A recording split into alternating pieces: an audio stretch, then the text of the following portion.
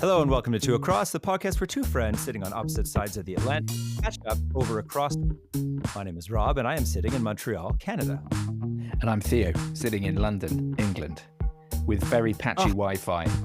So yes, Theo, as I say, I hear you because it's not just your Wi-Fi that's patchy. My whole system went through a massive systemic meltdown just now. Yeah. So. Once again, the technical gremlins are out to destroy us, but we will nobly overcome. We will prevail. And I think the technical gremlins, which is a good term, are out to get us because this is our Hell-oween episode.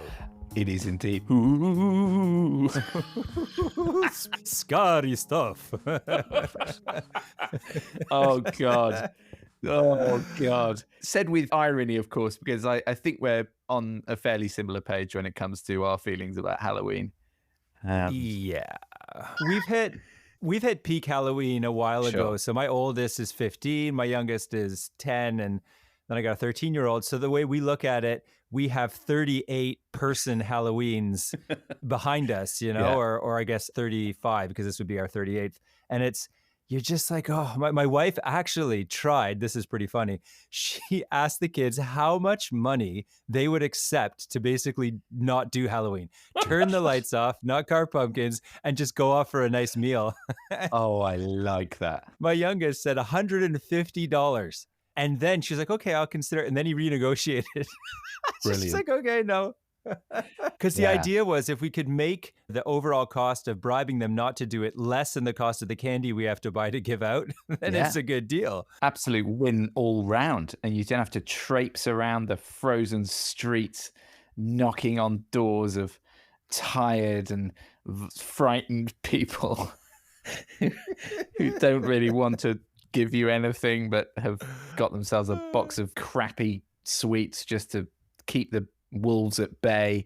And I just find the whole thing just to be one unrelenting evening of terror and misery, which I suppose is fairly appropriate. The only Hell-oween that I've had in recent memory that was really great was in the pandemic. And we lived just up the road from you. Yeah. And we had Irish neighbors. And so they had us over because, of course, the Irish, they claim the origin of Hell-oween. And so we were invited to their house in contravention of lockdown rules, although we were bubbled. So I guess we had that right. And we just played games. We bobbed for apples and we played sort of various games and candy was offered as prizes. And it was this wonderful celebration of the sort of different traditions with an orgy of candy eating. And then it ended and we went home and there was no more anything. There wasn't like a giant pillowcase full of candy that was sitting in my basement attracting mice and rats and stuff while my children parsimoniously consumed this over 3 months, leaving a trail of wrappers all over my house. It's just, Anyway. I was saying to somebody the other day that my favorite Christmas was the lockdown Christmas because it just made logistics so much more straightforward. It was just, okay, we're all at home and it's only us. Yeah. So let's make the best of that. And we had a lovely Christmas that year. And I think by the sounds of it, your Hell-oween experience was similar in not being able to actually go out traipsing the streets led to a much better experience for everyone. Yeah. Because, of course, what happens now, we still live on the aforementioned street in South London and lots of houses around us will go quite big in their kind of Hell-oween efforts, which is massively appreciated, by the way. I'm not a complete naysayer about this stuff. I think it is nice that people make an effort and give out sweets and all the rest of it. But just as a parent of young children, because mine are 10 and 5, so they're still very much in peak Hell-oween. Oh, yeah. It's just really difficult to contain them and to say, can we not just get a whole kind of sacks worth of sweets that are then just going to sit in the cupboard causing arguments for the next 6 months? But of course, that doesn't wash with my 10-year-old anymore. She's like, but we're walking past all these houses which are giving out sweets. So of course I'm going to go knock on those doors. So I've just resigned myself to the fact, as every year, I will grin, bear it, and traipse around in some token item of costume and hope to come out the other end relatively mentally unscathed. But anyway, happy Hell-oween. This is the first year where all my kids have accompaniment. So they're all going out with friends and we don't have to go. So we're just going to stay at home. But our street is insane. We have north of 300 kids come to our door in the space of an hour and a half, 2 hours. It is lunacy. Like our whole street. I'll send a photo or a video of how insane it is at like sort of around 7 o'clock. But anyway, this is the thing. I'm moaning away. We don't even do it nearly as big as you do it on that side of the pond. And certainly when I was growing up, Halloween barely registered at all. I remember maybe 1 year going to some kind of token Halloween party, but that was it. I mean, the idea that it was any kind of par with a Christmas or even an Easter was just, it just wasn't a thing. But these days we have got more and more kind of Americanized about it. And all the kids over here now have the same expectations as the kids over there, that it's going to be this kind of bonanza of free confectionery. And yeah, that's in some ways quite depressing, I think, because it's just yet another festival that has become completely dominated by commercial interests. Corporatized in the interests of selling as much palm oil derived, non-chocolate containing confectionery as humanly possible. But none of that washes with my kids. You can talk about the Indonesian rainforests, but they don't want to hear it. They want their candy. So Theo, we got a piece of mail this year, which is seasonally themed, that I thought I would read out on @2acrosspod@gmail.com. So this is from Ted Markham. He said, "Hi, Rob and Theo. Thanks for the scintillating conversation. Sounds like we're having fun." I love it. Oh, Ted, God bless you. One thing I feel obligated to comment on, to make amends for your questionable claim of the word dreary for British literature, I think one of you should read aloud, in his most ghoulish voice, the first verse of Edgar Allan Poe's The Raven, which every high schooler in the US knows by heart. Well, maybe not every, so this would be a US listener. That might be apropos of this time of year also. So, Theo, would you be willing to have a go at the first verse of The Raven for our listener, Ted? I would be more than willing. Ted, thank you so much for that email and that suggestion. What a lovely thing to say. And we are enjoying ourselves. That is indeed the very raison d'etre of Two Across, I think, is essentially Rob and I just like wittering onto each other. And we'll probably do this whether we were recording it or not. So yeah, I'm very glad you're enjoying the journey with us. And here it is, Edgar Allan Poe's The Raven, first verse, which I will endeavor to dredge up my memories of drama training and my student actor days to give it its requisite gravitas. But here we go. Once upon a midnight dreary, while I pondered weak and weary over many a quaint and curious volume of forgotten lore, while I nodded, nearly napping, suddenly there came a tapping, as of someone gently rapping at the chamber door. "'Tis some visitor," I muttered, tapping up my chamber door. Only this and nothing more. Oh, lovely. Bravo. I slightly butchered that, but never mind. It's a great suggestion. Very Halloween-y poem. Very redolent, to throw back to a word from 2 episodes ago. That of this All Hallows Eve. Ted, thank you for that. And if anyone else wants to suggest any poems for receiving oratorical treatment on Two Across, please do. Yeah, we take all comers. We do. So noting that we have gotten into our Halloween ruminations for quite a long period of time, I will quickly try and pass through the bits of housekeeping that we wanted to deal with from last week before we get into the crossword. And ruminations relates to the first that I wanted to touch. Ha ha ha. Lovely link. So we talked about rheumatism at the end of the last podcast, and I was asking what rheumatism was. And then you mentioned rheumatoid arthritis and so forth. And you're right that it is actually, it's not specifically a medical term anymore, but it has been used to describe symptoms that are basically like arthritis, but also chronic pain in any soft tissue. And it comes from the Latin term rheum, which means bodily fluids or body fluids, because rheumatism was believed to be caused by an excess of rheum in the joints. It is indeed related to gout. Before the 17th century, it was thought to be caused by viscous humors seeping into the joints. And at that point in history was referred to as gout. So there you go. But people seem to still use gout, touch of the old gout. So I don't know all the ins and outs of these things. We need a rheumatologist to help us with that. Yeah, where is the line between gout and rheumatoid arthritis? I guess one is more associated with living a medieval lifestyle. I think so. I think it's associated with wearing breeches and such. Yes. And pantaloons. Yes, it's very much in the kind of Henry VIII ballpark, isn't it, for as an illness. But I've often thought I should have gout, given my fondness for red meat and dairy and wine, but somehow have managed so far, to avoid so good. it.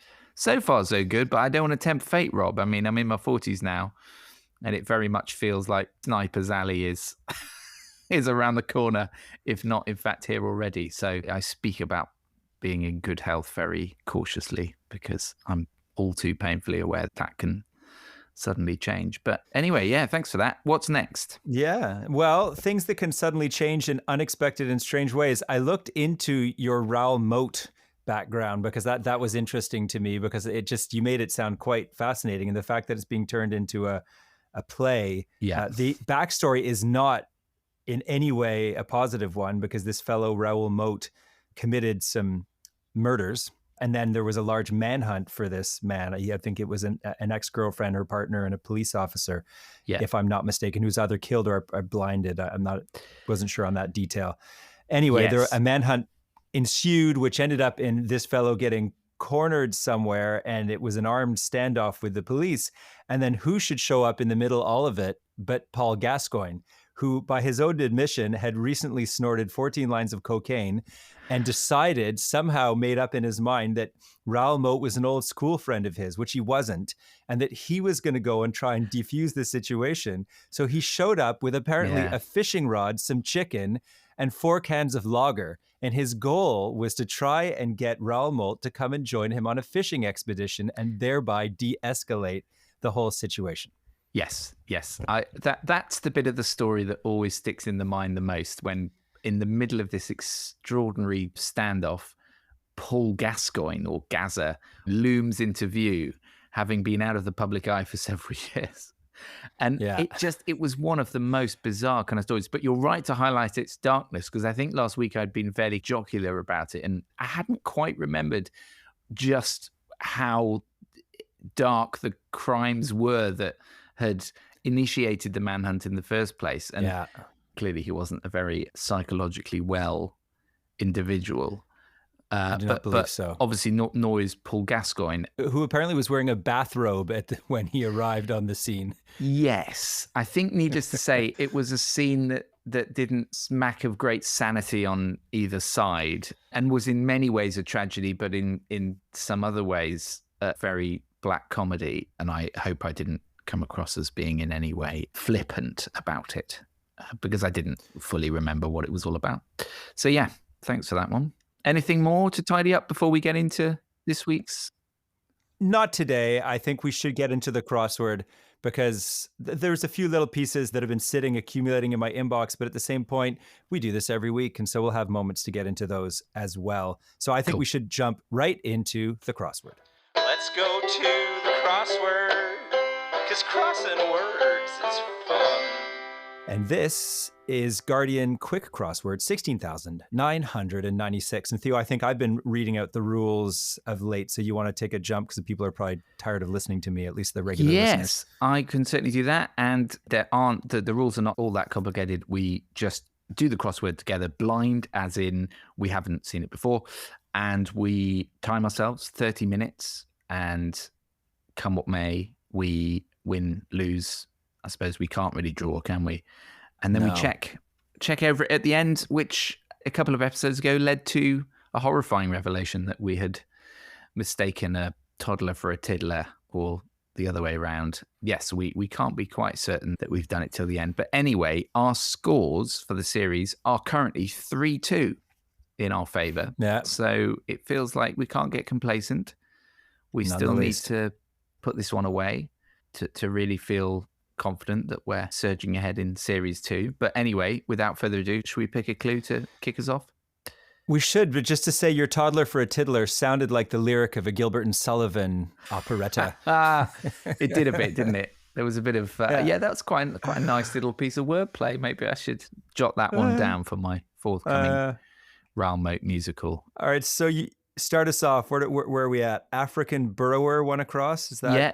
where let's we want to start start? with that. Is that some kind of meerkat or some other mammal, do you think? I was wondering if it wasn't an anteater or its cousin, the aardvark. And I cannot, because they burrow Oh, with their snouts yeah. into ant hills and termite hills and extract the protein that's crawling around inside. So I don't know if one of those, I can never remember, because an aardvark and anteater are not the same thing, but they look similar. They have long, tapered noses. Yeah. The reason I mention that is because one down, which is an anagram, is an anagram of the word char, C-H-A-R, and it is 4 letters long. And that could start with A, because I can only think of one anagram you can make out of that. Arch. Yeah. Yeah. So that gives us an A. So therefore, aardvark. Because it's 2 A's, I believe, in the aardvark. Yeah. As in 2 sets of 2 A's. Yeah, I think so. Oh, well, no, I think it's R. Isn't it A-R-D? Is it A-A-R-D or is it A-R-D-V-A-A? It's A-A-D. Is it? Okay, then it's maybe only one set of 2 A's, and then the second one is just an A. It looks like a very Afrikaners kind of word, doesn't it? Yeah. If you look at it.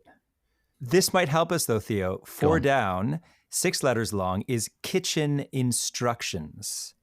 Now, if it were aardvark, that would be an R, right? Yeah. And that does fit. Recipe? Yeah, the old recipe. That would give aardvark, and then we could try and definitely get it if we get 2 down. And we could do this I could do this if I even knew what this word meant, and I'm hoping you do, which is Fossick, F-O-S-S-I-C-K. It is, and it's a 7-letter word that I suppose is a synonym of this word that I'm imagining most listeners have never heard of. So I could pretend here that I have a notion of what this means, but I genuinely don't. My only thought is it related to fossils, and therefore seems too obvious. Something like ancient would work, as in it's. But it does seem too obvious, doesn't it? It does seem Rob, too obvious. This could already. I mean, we're only on our 3rd clue, and we may have already hit our Waterloo for the day. Fossick. Well, here we go. Well, let's see. I think that aardvark is about to come fully into focus because 3 down, which would take the V from aardvark, is a snappy plant. 5 letters, 7 letters. And Theo, I know you love a multiple worder. And this one goes almost the length of the crossword. So it's a snappy plant, 5-7, potentially starting with the letter V. So this is, well, I don't want to patronize our listeners. I know, based on Ted's Edgar Allan Poe suggestion, we have a very erudite listenership. So I'm sure they will have realized that this is a Venus flytrap, which is a name of a great DJ on WKRP in Cincinnati. Oh, right. There you go. Excellent. Venus flytrap. He did this sort of disco funk show on in the evenings. What an interesting nom de plume for a DJ that is. Venus flytrap. Hey, listeners, it's Venus flytrap coming. Yeah. You have to do the funk show when you're called Venus flytrap. You do. You have to do the. Yeah, that's absolutely. You couldn't do like classical or smooth hits. No. It's wall to wall funk. Yeah. So aardvark, I think we're penning that one in now at this point. I've got another double worder here that we don't have any letters for, but I just love the clue, and it's very, very British. So if you'll forgive me, Rob, I will take us there. It is 8 down, and the clue is hankies and bells performer, which must be, of course. What is hankies and bells performer? Is this pantomime stuff or no? So if you ever go to a village fete in the shires of England during the summer months, you are quite likely to encounter a troupe of these kinds of dancers, and they will be wearing bells on their socks and carrying sticks and hankies and moving around in a formation that can only be described as deeply odd. It's a very strange, and it's the least sexy genre of dance there is, and I will accept absolutely no argument on that one. So this is Are these Morris dancing. Morris dancing, that's what I thought. Because Yes. I'd heard of it, but I'd never seen it. And I had never heard of hankies and bells. Oh, it's incredible. I'll send you. I actually took a little video of some Morris dancers a couple of years ago when I was in Devon. Just seeing it in the flesh brings over feelings both of incredible sort of warmth, but at the same time, one of complete bemusement, because you just think, how on earth did this get going as a thing? And then persist. And then persist. So, yeah. Here's to you, Morris dancers everywhere. So, yeah, that at least gets another load of letters for us. Have you got any thoughts on this one, Rob? Another anagram. Which is 11 across. And it's Old Master Key - opus set apart. Oh, dear. So, and we have the second, it's also a double worder. So this plays into both of our wheelhouses. It does. 5-7. And the second word is P space R and then 4 spaces. The first word, 5 letters long, has a second last letter of S. Old Master Key. And I'm going to say that I have zero clue right now. And we're going to need to get more letters. Yes. Which is worrying because one of the letters we could get is going to come from Fossick. So I'm... Here's one we can get. 7 down, which would give us the last letter of this Old Master Key, is pub seat. 3 letters, 5 letters. And I feel that one is fairly self-explanatory. Bar stool? Yeah, the old bar stool. Okay. So I rather stole that one off you. Like a greedy football striker, goal hanging, waiting just to pounce on a I very much tapped in a ball that was already going in there, but I'll claim I think both of us were standing in front of that ball on the goal line. That one didn't require much skill. No, they didn't. So bed or steel, 4 letters long, ending in the letter B. So this is a synonym of either of those words. Crib. Oh, nice. Yeah. So good. Yeah. 6 down is copy, 5 letters beginning with R. Yeah. Now, shoot. Could it be like a repro? Oh, repro. That's a good guess. Yeah. But then we've got to ask ourselves, then there's sudden collapse, which is 10 across, and that would be a P in its third last letter. It's sudden collapse. It's C space O, 3 spaces, and then R. And the third last letter could be a P for a sudden collapse. Cropper? Oh, wow. A cropper? A cropper? Oh, it is right. It's come a cropper. Oh, well done, Theo. I don't know. This crossword's all you, because they're throwing all these things that are very British. Which means this master key, Old Master Key, has the second word is now P blank R blank O blank T. Yes, which is very perplexing. Parrot doesn't fit because it has only... Does parrot have 2 T's or 1 T? I think it has, but I don't think our letters in our acronym would allow us to have that anyway, because there's only 1 T in opus set apart. So that, as for our listeners to remember, this is an anagram of opus set apart. Oh yeah, of and course. Our 7-letter word is P space R space O space T, which is preceded by a 5-letter word that has S as its second last letter. So I'm still not seeing this. I think we should not waste time on it. We can come back to it and struggle over it at the end. Let's not faff around in that area anymore. This 22 across, insides shot, ? 1 3. Oh, wow. I was drawn to it because it is a double worder, but it's a rare double worder in that it only has a single letter first word. Yeah. So you would think it must be an I. Yeah, I probably. U, or an A. Dear. I think we're going to have to come back to that. Well, we could try and get... Oh, weird. We could try and get the first letter by getting small hot nightclub, which would be 8 letters long, And it also is U.S. cell, 8 letters long. I would imagine that's a prison cell, but isn't a cell just a cell? Yeah. Which clue is this, Rob? This is, 12 down. I didn't give it a number. Oh, yeah, I 12 just let down. it hang there in the ether. Small hot. Oh, what's it called when a small hot nightclub? When you call it like a. Oh, that's annoying. It's not a bunker. It's there is a word for a kind of dive bar, sweaty sort of joint, but I can't remember what it is. Like a sweat box or Sweatbox? That's a good guess. Sweatbox. But then our insides shot would start with X. Oh, X-ray. X-ray. Yes. A shot of your insides. So I think it is Sweatbox. Is it? Yeah.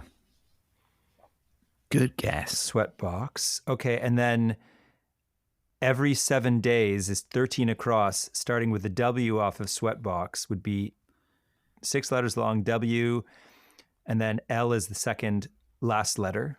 So every 7 days, I think that's... Can I tap that one in? I think you can tap Weekly. that one in. Excellent. You got it. Get the stats up. Yeah, we are not goal hanger podcasts, but we should be part of the goal hanger stable. We should. Subtle hint to any goal hanger adjacent people who may be listening. Yes. And want to snap us up. We do weddings, bar mitzvahs. Live shows at the Royal Albert Hall, all of the above. Yeah. Right. Okay, so let's keep our momentum going. 17 across. Also, 12 letters. First letter A, fifth letter T, and ninth letter A also. And I looked at this for a second and I thought, why in God's name would you have a synonym of also that was 12 letters long? Because why would anyone ever use such a word like that? Yeah. But I suppose those who wish to sound erudite might say additionally instead of also. Oh, yeah, lovely. Nicely done, Rob. So that gives us... Yeah, go on. Here's another one. 18 down. Landform at river mouth. Starts with D, ends with A. What is it? Because I don't usually get geography questions, so I really want to revel in this one. It's Delta, isn't it? Ah, yes.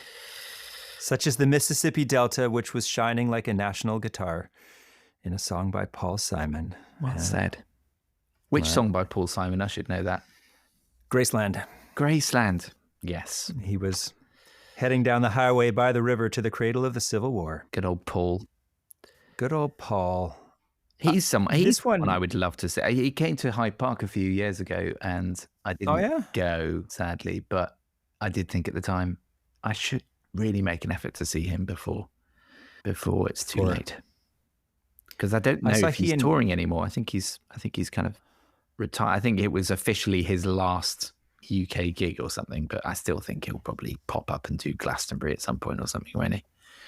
Yeah, no doubt something just for shits and giggles at the end of his run. I saw he and Garfunkel years ago at the Sky Dome with Gordon Lightfoot and Blue Rodeo. It was just which in Canadian terms would definitely qualify as a super concert because each of those acts on their own would have drawn pretty well, but all three together was pretty impressive. So did you get to hear Bridge Over Troubled Water as... I believe I did. Yeah, I'd love to. With Garfunkel's soaring tenor. It was quite something. Which allegedly Paul Simon was very bitter about for many, many years, that arguably their biggest hit was one that he didn't sing.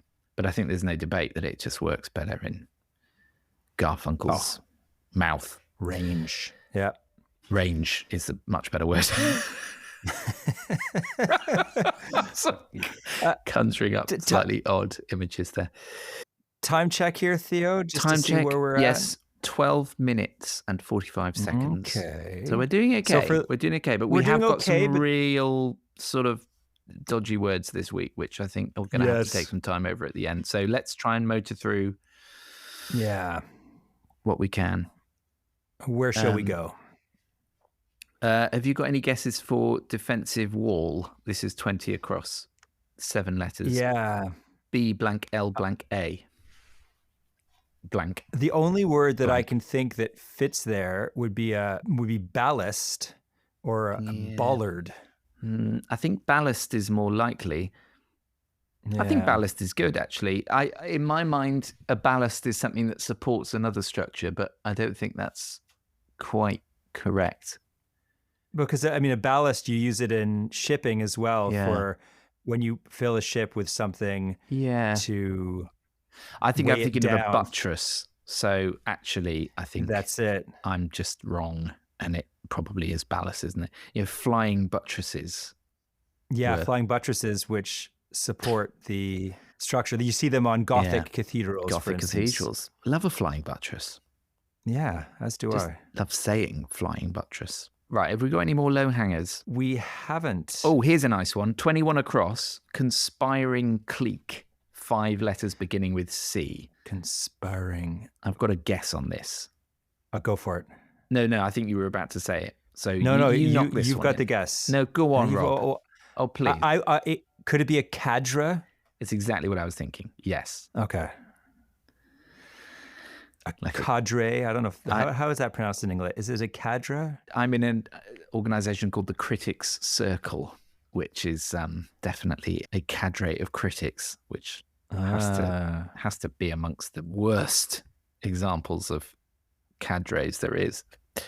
Just loads of people sitting around criticizing stuff. The meetings are brutal, as you can imagine. There's one happening today, actually, that sadly I can't make, but nevertheless. You will become the subject of conversation then. I will. I'll no doubt. They'll tear me to shreds. Yeah.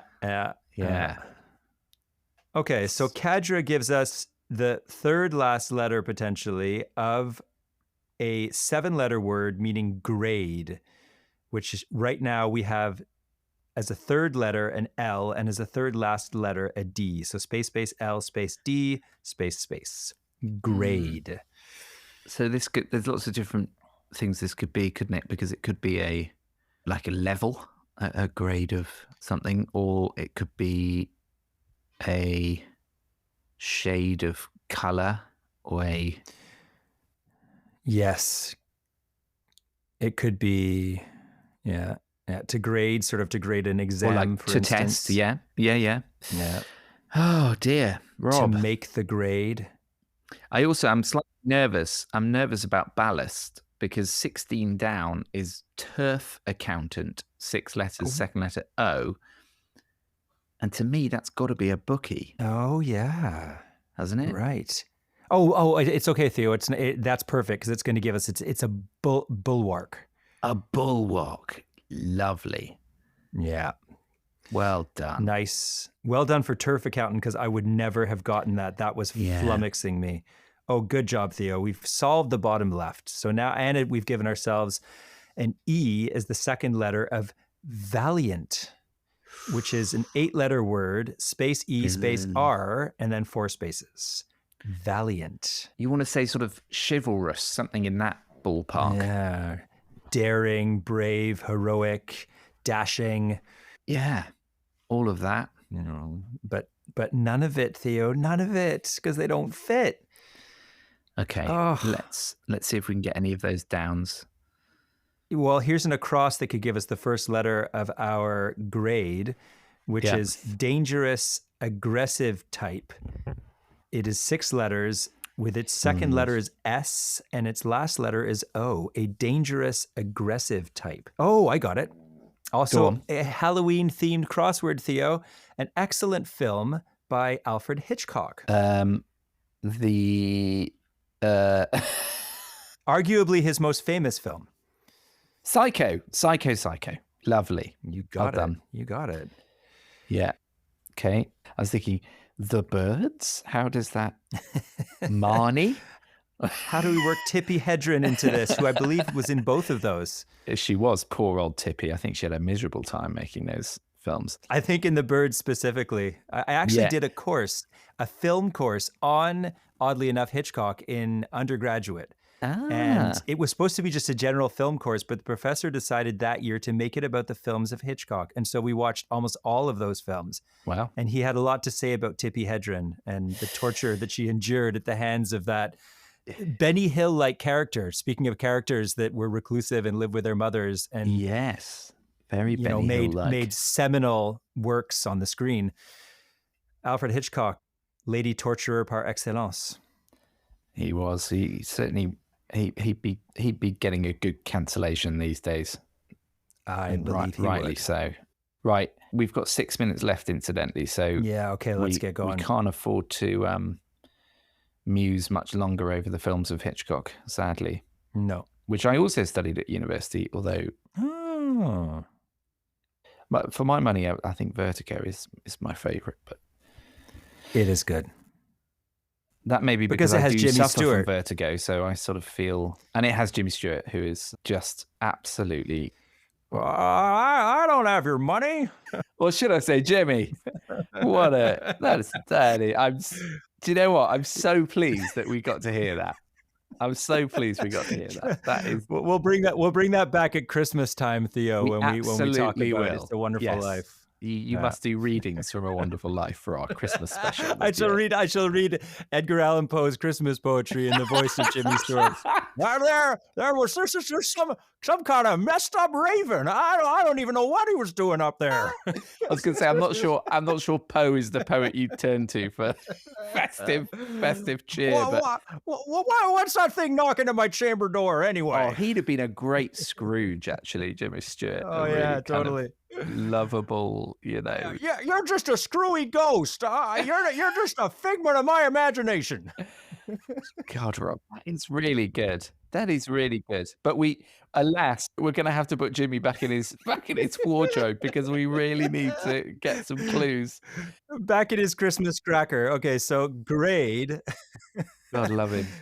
Grade now has a C blank L blank D blank blank. Yeah. I can't even think other than Collider, which I think takes 2 L's anyway. What even fits there? Grade. Oh, God. No, I'm thinking like hair clippers. I don't know why. Oh, my God. This. What about a positive thing, Theo? This is the last clue we have not seen. It's 19 down. It's 4 letters across, and its second letter is an E. A positive thing. I mean, it could be so many. A perk?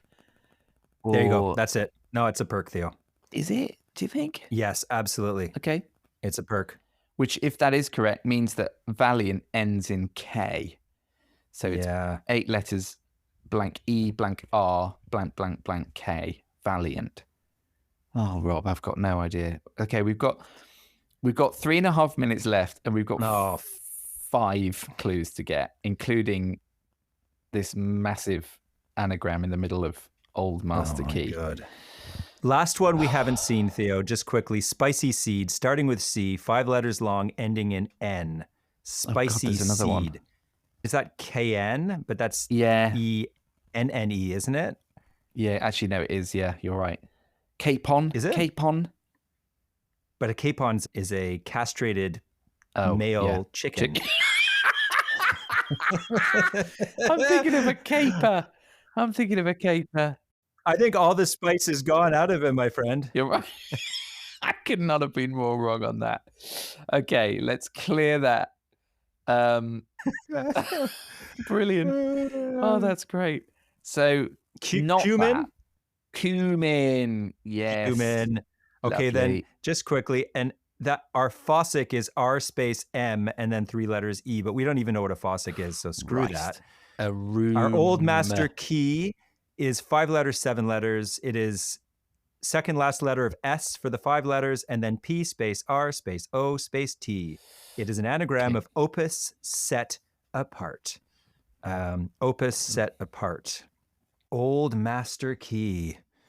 Could you think of like a prison like skeleton key, or no. It's no good, man. No. Gray. We're done. The timer's going to run out, but there's got 1 minute and 40 seconds. So let's just try and. Okay, I'm going to look at Old Master Key just for fun and see what I can do with this. Yeah, because you're the anagram king, so you've got to focus on that. I'm going to look grade, C blank L blank D blank blank grade A.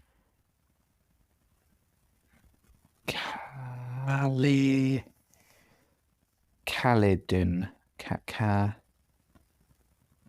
Again, listeners, you'll be shouting at us, no doubt, going, obviously it's a... Caladan is the home planet of House Atreides in Dune, but I don't believe that that's what they're referring to. No, probably not. Valiant is still up for grabs as well. Blank E, blank R, blank, blank, blank K, Valiant. Dear speak. Perfect. Yes. Doesn't it? No. No, Rob, I think we're going to have to wave the white flag on this one, sadly. Yeah. And this is an ignominious defeat. We can't even try to bring drama into this one. This is an undramatic failure. 13 seconds, 12, 11, 10. Yeah. Und so weit, as the Germans say. We are done. What a shame. There it is. There's the timer. In some ways appropriate, because it being the Halloween episode, it's only right that we should fail. Yes. And be haunted by the ghosts of failures past. Oh, well done. Crosswords done. That was fun. Now let's have a chat. I have looked up Fossick, my friend. Go on. And it is to sort of root around for something that had been used in like looking for gold, apparently. Okay, so that's root around for. So that's rummage then. Rummage. Okay, Yeah. so Fossick. So we got to remember that if ever that comes up again. That's a good word to know. I'm I just going know. to Fossick for my spectacles. Yeah. Now go upstairs and have a proper Fossick, little one. Yeah. That is a good word. Fossick, come on. Really? Okay, so now our old master key is space A space S space. And then another word, P space R space O space T. It is an anagram of opus, set, apart. And I don't have the first clue That what this second is. word is really intriguing me, because Yeah. I feel like it maybe could it be a French-ish expression? That's or... what I was wondering. Like, because it could be if you put the first word, pause would fit, like pose, Pause, and then you would have in remaining letters, we would have to use another T somewhere, and we would have to use an A somewhere. So pause, partost. Oh, a passe-partout. Yes, it's a passe-partout. it is French. Yeah. Right. Well done. I should be embarrassed by that because in Quebec, the famous children's show of my era was Passe-Partout, which had a bunch of people in very strange looking sort of nylon smocks. And I don't even know what they did, but Passe-Partout is literally the legendary children's show of my generation of Quebecers. Right. And well, that's on you, Rob. that's on me. I cannot take the blame on that one, being a total linguistic Luddite. Which makes sense because a passe-partout means go anywhere. So it kind of makes sense. Okay. And now we have our 15 down left, which is grade, C space L space D space space. And then we have valiant, which is potentially, if Perk is right, space E space R, 3 spaces, and then a K. Should we look? Yeah. Reveal grade? one of them. Let's reveal grade. Let's reveal grade, because that's really bothering me. Oh, I don't know what. Yeah, grade. Okay, fine. Yeah. It's caliber. Caliber. Of course, it's caliber. That's silly. That was silly, Rob. I guess should've that's seen that. okay. I guess that's okay. Let's check Perk, which is wrong. And in Excellent. fact, cadre was wrong. That's what messed us up on because caliber. there's a B. So here we were, both congratulating each other on the simplicity of a conspiring clique, and we were both wrong. So it must be cabal. A cabal, yeah. That was dumb. And then that means Perk doesn't work. Positive thing is now PL. A positive thing. PL space. Plus. A plus, yes.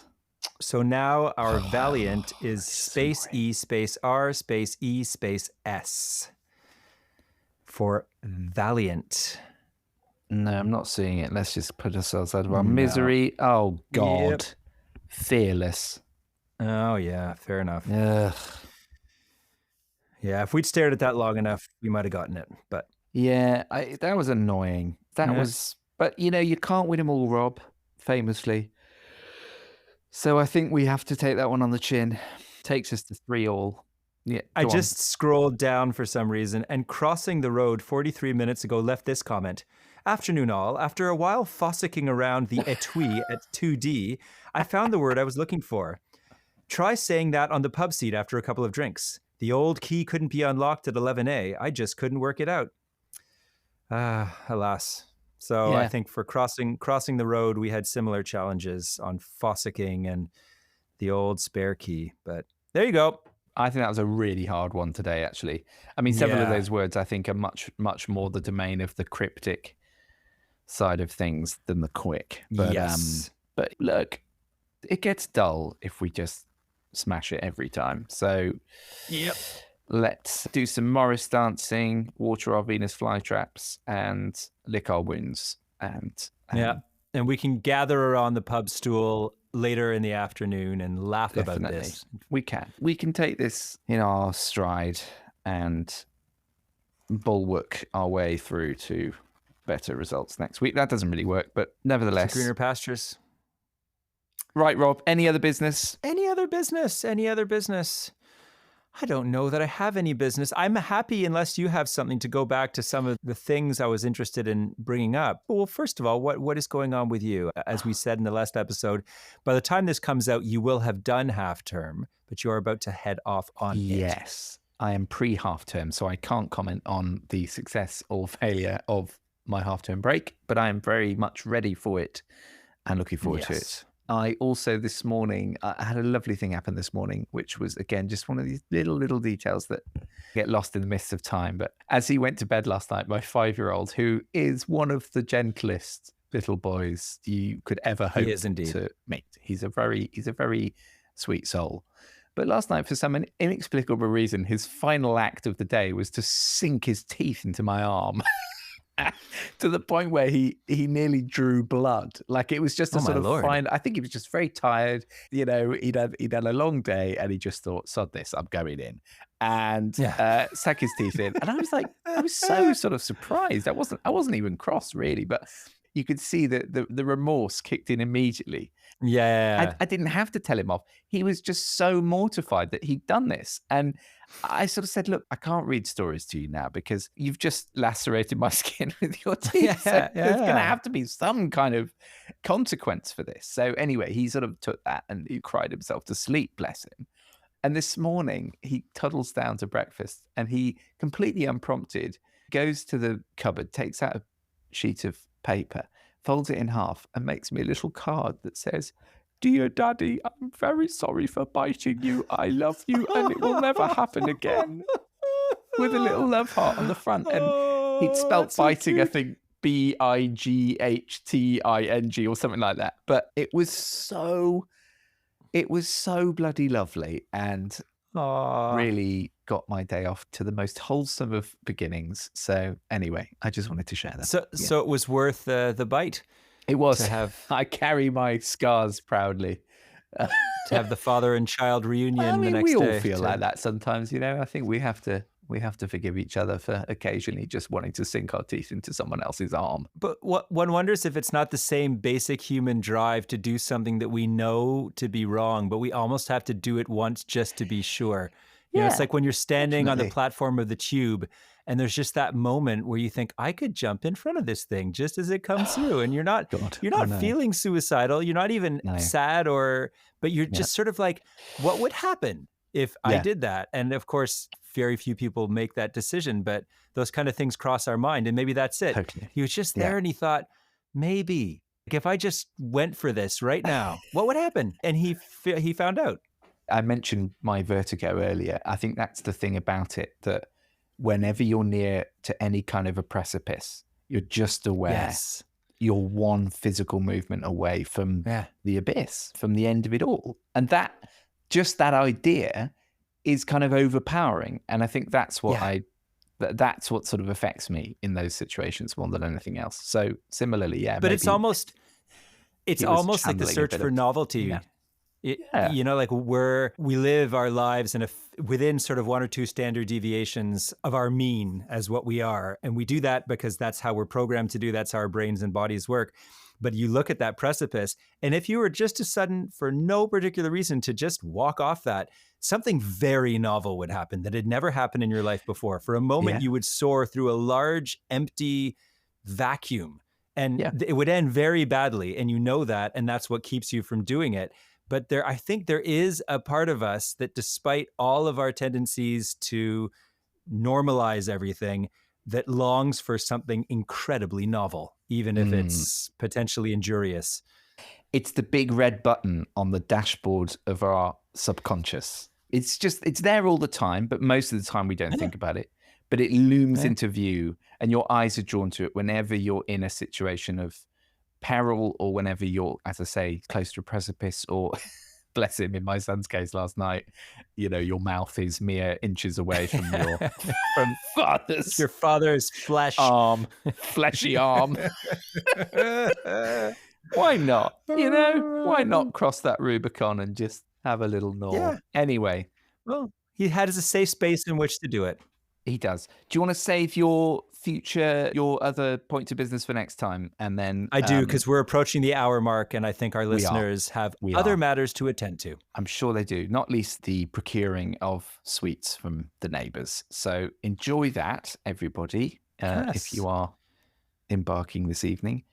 And otherwise, we'll see you again. Appropriate to Halloween, also looming large, is the American election. So our next episode is going to be done. We're going to record it the day after. Whatever might happen on that night. So we shan't speculate, and I suspect strongly that morning we will not have a definitive answer to the question that looms large for several 100 million of our co-Anglicists. So we will see. We will compare notes. And if there's one thing that the world needs right now, it's definitely another podcast about the American election. So we will step into that void and do our best to fill it, because I know you'll all be desperate to hear some more views. So we will see. We will tell you what to think and how to interpret that event. So don't worry if you're feeling a bit uneasy for the next few weeks. The 6th of November, everything is brought to ground. So and in the meantime, your challenge for the week is to get Fossick into a sentence. So yes, go forth and Fossick. And with that, we leave you, ladies and gentlemen, to your day's activities. Thank you very much for joining us on this, our unfortunate loss. But nonetheless, we will live to fight on another day. Happy trick-or-treating. Enjoy yourselves from 2 across. And don't forget to practice safe scaring.